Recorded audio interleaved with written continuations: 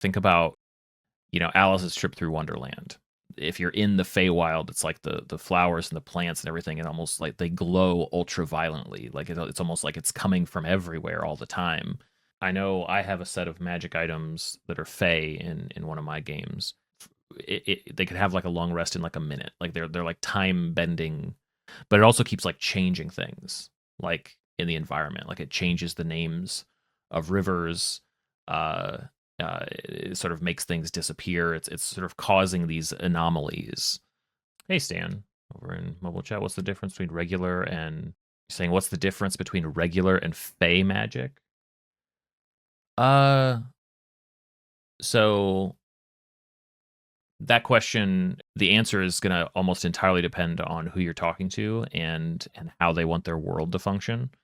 So, you know, I could talk about what inspires me about it and how I think about it, but that could also be different from, your world or somebody else's world. I tend to think of magic in a lot of different flavors, right? So, one flavor of magic would be sort of a wizard's magic. This is going to be probably pretty technical. This is going to be academic, right? This is going to be the type of magic that you can follow almost a recipe in a book. That is going to have a different vibe than, let's say, a sorcerer's magic. A sorcerer's magic comes out of them and is probably unpredictable. And if they get mad, then they might discover new abilities, right? That's very different in flavor than a wizard's magic. When it comes to Fey magic, it's almost like you throw a lot of the rules out. Because when I think of Fey, and my mythology here doesn't go super deep, but I think we can get pretty far with something basic, like think about, Alice's Trip Through Wonderland. There's a lot of playing on words. There's a lot of playfulness, right? There's a lot of unpredictability. There's a ton of, available power or magic, right? But I feel like it's a particular flavor of untamed that, to somebody to only the foolish would ever try to really take it and run with it, right? The Fae, they sort of dance with us, they sort of play with it, and it's sort of everywhere all the time. The the if you're in the Feywild, it's like the flowers and the plants and everything, and almost like they glow ultra violently. Like it's almost like it's coming from everywhere all the time. But wizards might dismiss it entirely as being too random, too wild, too unpredictable, uh, and any use of it would be, I would think, somewhat dangerous. And I don't think it has to be like, oh, roll on a wild magic table, and that's the unpredictability. So maybe that's what we should pick apart here. Maybe it should be different types of unpredictable magic. Okay. That magic item was never going to be safe to use. It came from ...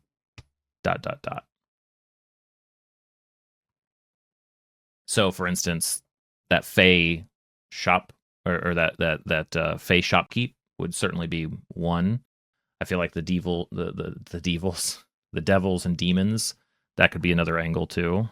I think another kind of danger for a magic item is if it's found in some sort of like corrupt ritual, maybe.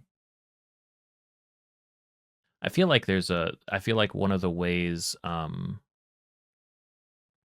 not sure if there's a short way to say this, but I know I have a set of magic items that are Fey in one of my games, and that they're actually super powerful. They're intended for the party to want to use them because they let them basically create like a long rest. Um, they could have like a long rest in like a minute. Like they're like time bending magic items on purpose, and they got them from the Fae. And but it also keeps like changing things, like in the environment. Like it changes the names of rivers. Uh, it sort of makes things disappear. It's sort of causing these anomalies. Um, but like anomalies, that's or like glitches. Maybe that's the maybe that's the word to use. It's a fairly technical term, but maybe it's like maybe like corrupting kind of. I mean, I guess that's like a corrupt would be maybe like an old fantasy term. Getting into Black Mirror territory. Yeah, glitching feels how about like corrupting, it's always, yeah, distorting reality. I was always, how about something simple? How about it's always raising the dead. It's always how about like whistling? That's weird, right? Why is it whistling? Let's try a couple. Let's see if this is any good. A 1 and a 1. This magic item was never going to be safe to use. It came from that Fey shopkeeper. Plus, it's always teleporting folks away. It would be almost interesting if something like that, if a magic item was doing that, if you could figure out a way to introduce that concept in a way that the party could almost discover it, right? Like if there was a curse on a magic item that would teleport people away, and you just have like, okay, so you guys are approached by 4 townsfolk, and they each have a quest for you. And anyway, so the first person asks you this, the second person asks you this, and the third person asks you this. And you go, which one of those quests do you guys want to take? And you're like, what about the fourth person? You're like, no, sorry, there are three townsfolk. If there was a way to keep doing that to the point where it's like, why do people keep disappearing around us, right? To allow that to be sort of discoverable, like that would take a lot of planning and forethought, but that could be, I think, really interesting. That'd be a fun way to do that. And then like, why is the magic item doing that? Take a very observant party for that one, but we can dream. That magic item was never going to be safe to use. It came from the cult's failed ritual. Plus, it's always on fire. I feel like that would be just like, I don't know if you guys have ever made it plainly clear and obvious that an item was cursed. Sometimes it's fun to do that just to see if the rogue or whoever the sticky fingers of the group is, if they can actually hold themselves back. Because it's like, okay, you've broken up the cult. They're no longer a threat, and at the center, dripping with like fire and brimstone and blood is like the dagger that they were going to use. And there is an ominous, it's like a dark void. You'd still have somebody in the party who's like, can I touch it? Like they want the magic that it has, and maybe they'll just deal with the curse. 7 again. Let's do okay, 5 and a 3. This magic item was never going to be safe to use. It came from the Mage's Tower, plus it's always distorting reality. So this is actually from the Sunday encounter that we wrote down. Like that's, it's how the mage was doing it, but maybe it wasn't the mage. Maybe it wasn't the fault of the mage. Maybe it was a cursed item where, that distortion could be like they leave the dungeon and they're entering the dungeon for the first time again, even though like that would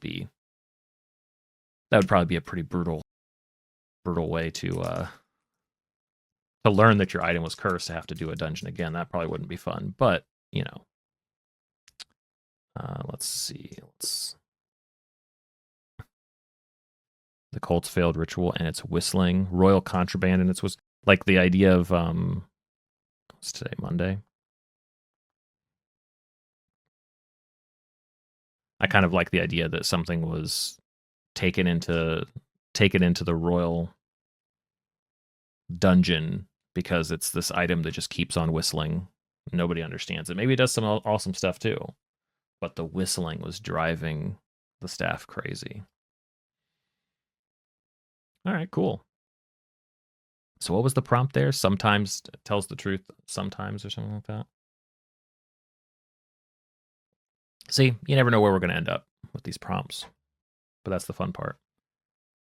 Hey, future editing, Ryan here. Fun fact, I think this is the first clip that I've pulled from a daily encounter stream, which started back in September. So this clip is from, I think, October. So I'm catching up. But the actual idea that we were talking about, I just had to drop in a clip of this because the idea that we wrote down has become like one of the call out encounters in the new zine that I've been working on. So fully expanded with like a bunch of ideas and stuff. Here, I'll even show you. It became. I'm still kind of touching up the cover art and stuff, but it's getting very close. Scroll past the D100 list. So cool. So I thought that was pretty neat that the clip just so happened that I was editing, have been working on stream this week on finishing the writing for these, kind of expanding on the lists. This has the 2D12s instead of the 2D8s we came up with on stream. A lot of what's in these zines has like 3D12 lists, or even there's one I think that has 4D12s. So yeah, if you catch me this week streaming, this is the stuff that I'm working on, and hopefully be out soon. Super exciting. That's all I wanted to say. Just a quick little note. Thanks for watching.